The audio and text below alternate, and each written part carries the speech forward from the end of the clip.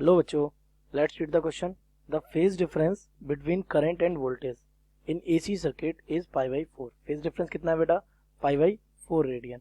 If the frequency of AC is 50 hertz, AC की frequency given है, then the phase difference is equivalent to the time difference.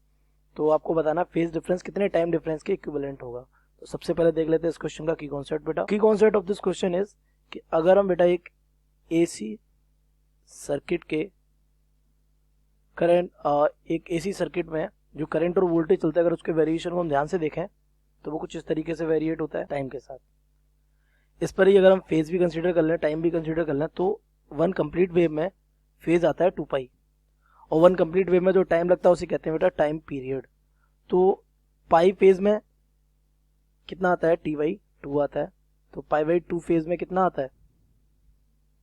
T/4 आता है। This is the relation. तो हम कह सकते हैं यहाँ पे क्या, in one complete cycle 2π phase difference equivalent किसके? Time period. तो वन का फेज डिफरेंस कितना आ जाएगा? T/2π। तो कितना चाहिए? अगर हम फेज डिफरेंस डेल्टा पाई देखें, डेल्टा पाई फेज डिफरेंस में, तो हमारा जो टाइम डिफरेंस आएगा वो आ जाएगा T/2π इंटू डेल्टा पाई। ये हमारा किसके इक्विवेलेंट हो जाएगा? टाइम डिफरेंस के। So on the basis of this let's solve the question. आपको गिवन क्या है? फ्रीक्वेंसी कितनी है? 50 हर्ट्ज। तो आप टाइम पीरियड कैलकुलेट कर सकते हैं 1 upon frequency, so 1/50, that means 0.02 seconds. तो अगर हम बेटा टाइम डिफरेंस देखें और डेल्टा 5 फेज डिफरेंस कितना है?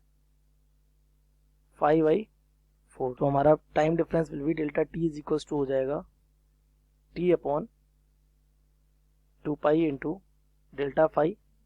सो it will be T/2π into delta 5 कितना है? π/4। सो पाई से pi cancel, it will be T is equal to 0.2 divided by 8, so will become 0.02, sorry 0.00, so it will be 2.5 milliseconds. So let's match the option 2.5 milliseconds. 4 option is correct. I hope you have understood it well. Best of luck.